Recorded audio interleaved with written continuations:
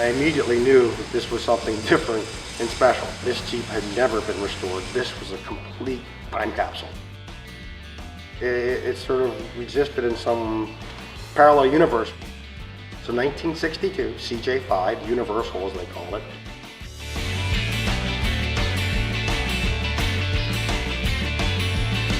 It's sort of a once-in-a-lifetime find in terms of its condition, in all ways. Lack of rust, original paint, low mileage, some kind of rare options, the factory hardtop, PTO setup, an unusual winch setup on the front, dual heater setup.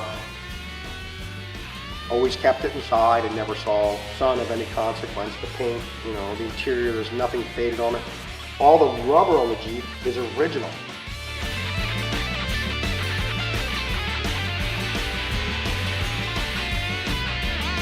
This has all 5 original Trader caps with a tool on it still remaining on the Jeep.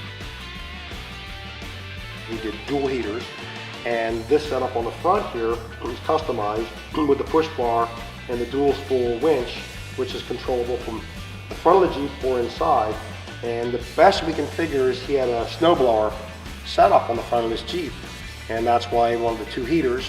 And the cable roll was, best we can figure, was to control the chute on the blower for direction, for where it blew.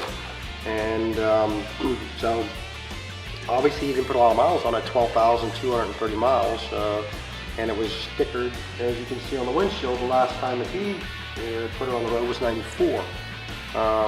And then he also had a rear PTO setup on it, which we believe he probably ran a gang mower or mower in the summertime off the back of it. The other thing the owner did, because I guess he knew he was going to be using it for snow application, was he had the dealer option undercoating installed. So under the hood, under the whole chassis, the fender wells, it's all done with this heavy undercoating. And it's not an afterthought, it was something that was an option back in the day that they could do. The dual heaters probably were also done at the dealer at the same time.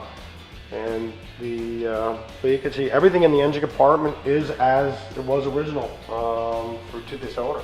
Like I said, the radiator, I can say we had to record, but the carburetor, that is the original carburetor.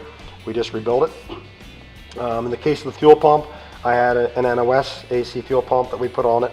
We put new hoses, obviously, on the heaters and the radiator and all that stuff.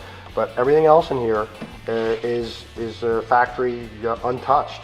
And I mean, down to the data plate, which is still shiny, which we didn't polish. That's how it was when we bought it, which is actually quite amazing. The paint on the engine, the block, the valve cover, it's all original factory paint. Now you gotta see the special winch this guy set up for it. It's a Bendix, Dayton Bendix winch, which I had never even seen before. And obviously he wasn't using it to pull himself out of the woods with it, but like I said, to control a special snowblower setup he had.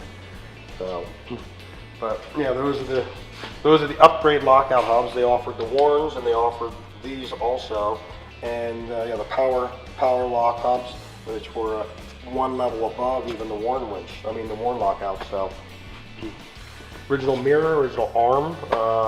Again, for that stuff to survive unbroken or undamaged is highly unusual. The top is a Willys factory option top. Of course, Koenig and Sears offered enclosures for these Jeeps, and a lot of people ended up with those on it. The factory one, I imagine, was probably a more expensive option than the aftermarket one, so a lot of them didn't get sold. It had a fiberglass shell on top, and then all the remaining is steel panels. And they use components that were existing for other use in other parts of the Jeep line. There's a latch inside for the rear hatch that's utilized off the hood catch. The window setup on it is really cool. There's no crank on it. It's a gravity deal. This is your window lock right here, and then you go up and you push the slider down, and then it's boosted, so it actually goes up very easily. And it's actually a really cool mechanism. Very simple, but very effective. Same thing with the interior, all original. Steering wheel, the clock, the decal, the seats. The one seatbelt had been changed in the 70s. It probably got damaged. It's got a blower duct that was part of this dual heater setup that was up there.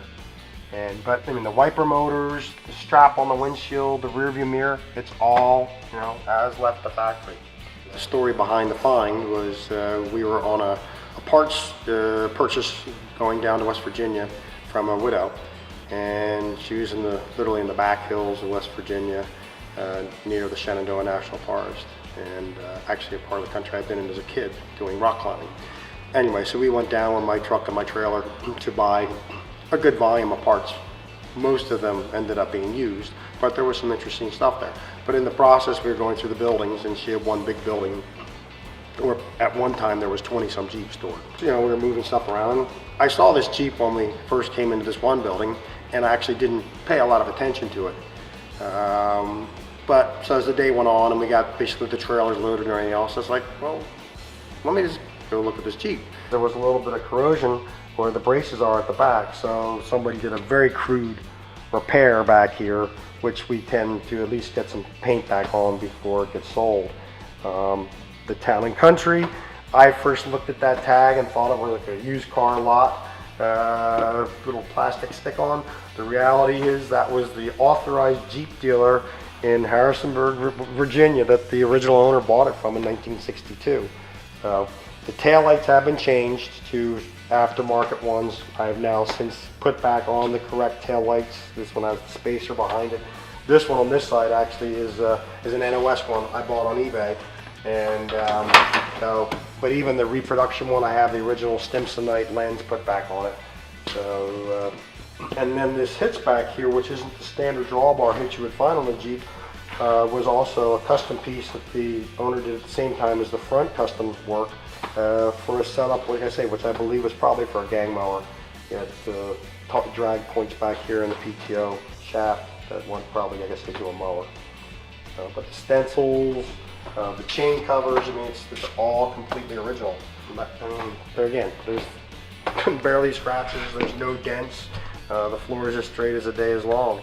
And there's a little release up inside here, which is the mechanism that was stolen off the front of the windshield for the CJ5 and M38-1. It's spring loaded, and you release it, and then the door slides out of the pocket and drops in and locks. And it's kind of a unique method for using for a rear door. It's actually kind of cool though, because it does get it out of the way at the same time. And you can drive with it and slid in like that too, whereas the other design you wouldn't do that, it would be too vulnerable. Original spare tire.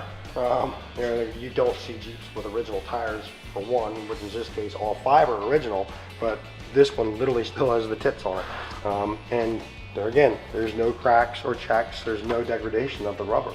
It's quite amazing. This was a tire that I guess I was specifically used on the early CJ5s. They called it a Suburban, and obviously it was a mud and snow tire. Put fresh oil in it, checked all the levels and the differentials. In the case of the front differential, it was leaking the inner seal, so we ripped the whole front axle apart and put in new inner seals and freshened all the grease and stuff and put all that back together. Repacked the wheel bearings, and then obviously the brakes. You know, the shoes were all good, amazingly. They were not worn that much at all.